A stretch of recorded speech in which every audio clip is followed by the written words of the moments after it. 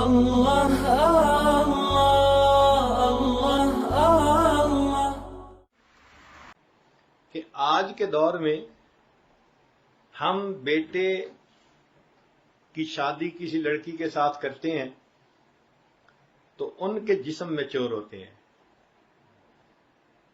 خاوند کی عمر 22 سال اور بیوی کی عمر 20 سال، تو جسم تو میچور ہو گئے، کیونکہ 20 سال ان کو کھانا ملتا رہا، غذا ملتی رہی، نورشمنٹ ملتی رہی، تو جسم پروان چڑھا، اور ان کی روح، اس کو تو غذا نہیں ملی ہوتی، تو روح کی ڈیولپمنٹ نہیں ہوتی۔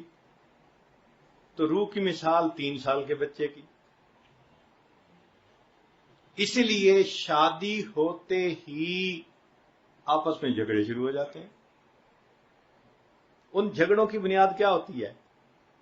نہ ادھر روح پوری طرح جوان ہے، نہ ادھر روح پوری طرح جوان ہے۔ اچھا، ایک مثال سن لیں۔ آپ ایک کمرے میں 3 سال کی عمر کے 2 بچوں کو ذرا تھوڑی دیر الگ کر دیں، 10 منٹ کے اندر ان کی لڑائی ہو جائے گی۔ 10 منٹ کے بعد چیخو پکار شروع ہو جائے گی۔ کیوں؟ وہ جی بچے تھے، انہوں نے تو لڑنا ہی تھا۔ تو ان جوان العمر میاں بیوی کی مثال بھی اصل میں وہ 3 سال کے بچوں کی ہے۔ شادی ہونے کے بعد چیخو پکار، لڑکی والوں کو دیکھو تو ادھر چیخو پکار ہے، شکوے ہی شکوے، لڑکے والوں کو دیکھو تو ادھر چیخو پکار ہے۔ تو ہم نے اپنی روح کو غذا نہیں پہنچائی ہوتی۔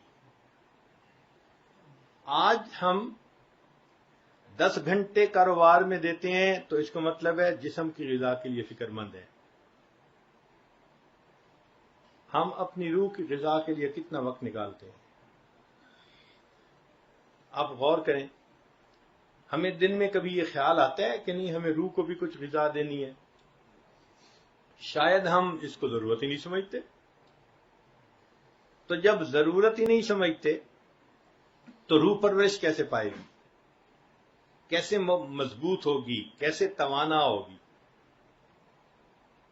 چنانچہ روح کی غذا کے لیے ہمارے مشائخ نے کچھ اعمال بتائے۔ وہ چاہتے ہیں کہ اگر آپ ان چیزوں کو استعمال کریں گے تو آپ کی روح کو غذا ملے گی۔ سب سے پہلے درود شریف پڑھنا۔ یہ روح کی غذا کیسے؟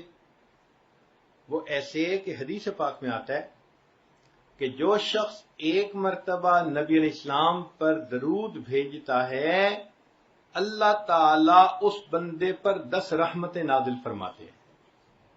تو رحمتوں کا نزول ہوا نا، تو یہ رحمتیں کس کی غذا بنیں گی؟ روح کی غذا بنیں گی۔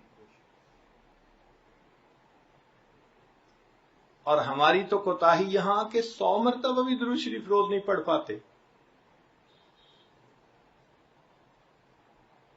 ایک صحابی نے سوال کیا، اللہ کے نبی صلی اللہ علیہ وسلم میں کتنا درود شریف پڑھوں؟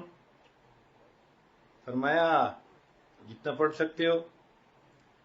اللہ کے نبی صلی اللہ علیہ وسلم میں 1/4 پڑھوں گا، زیادہ پڑھو گے تو تمہارا اور فائدہ ہوگا۔ اچھا، اللہ کے نبی صلی اللہ علیہ وسلم میں اپنا آدھا وقت درود شریف پڑھوں گا۔ نبی اسلام نے فرمایا زیادہ پڑھو گے تو تمہیں زیادہ فائدہ ہوگا۔ اللہ کے نبی صلی اللہ علیہ وسلم میں 3/4 درود شریف ہی پڑھوں گا ٹائم۔ فرمایا زیادہ پڑھو گے تو زیادہ فرمائے۔ حدیث پاک میں ہے کہ اس صحابی نے کہا اے اللہ کے نبی صلی اللہ علیہ وسلم میں پورا وقت ہی درود شریف پڑھتا رہوں گا۔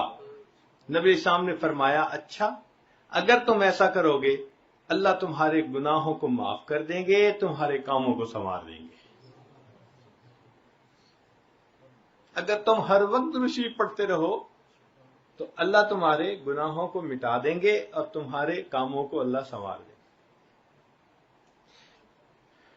حضرت علی رضی اللہ عنہ فرمایا کرتے تھے کہ اگر اللہ تعالی نے اور اس کے رسول صلی اللہ علیہ وسلم نے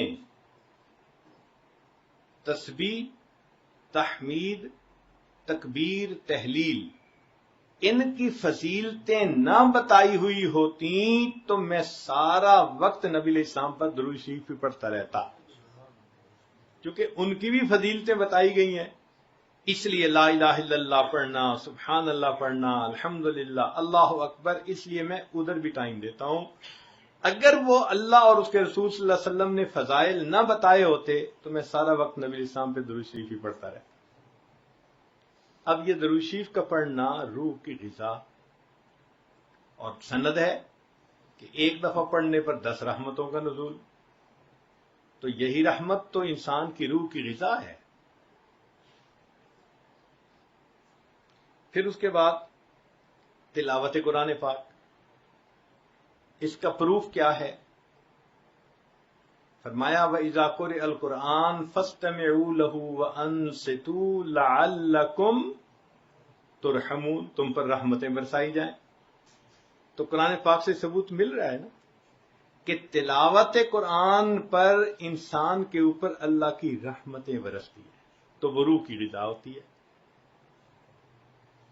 اب اس کے 2 طریقے ہیں. یا تو انسان ناظرہ پڑھے یا یاد کیا ہوا پڑھے، اور اس سے بھی بہتر یہ کہ اس کو نماز کی حالت میں پڑھے، پھر اور زیادہ رحمتیں بڑھ گئیں. چنانچہ آپ اپنے اکابر کی زندگیوں کو دیکھیں تو ان کی زندگی کا ایک بڑا معمول تھا رات کا بیشتر حصہ تہجد کی نماز میں اللہ کا قرآن پڑھنا. اور یہ نہیں تھا کہ وہ سارے کئی پارے ہی پڑھتے تھے، پارے بھی پڑھتے تھے، اور کئی مرتبہ ایک آیت کو بار بار پڑھ کر کندے مکرر کا مزہ لیا کرتے تھے. لا الہ الا اللہ، لا الہ الا اللہ، لا الہ الا اللہ، لا الہ الا اللہ، لا الہ الا اللہ.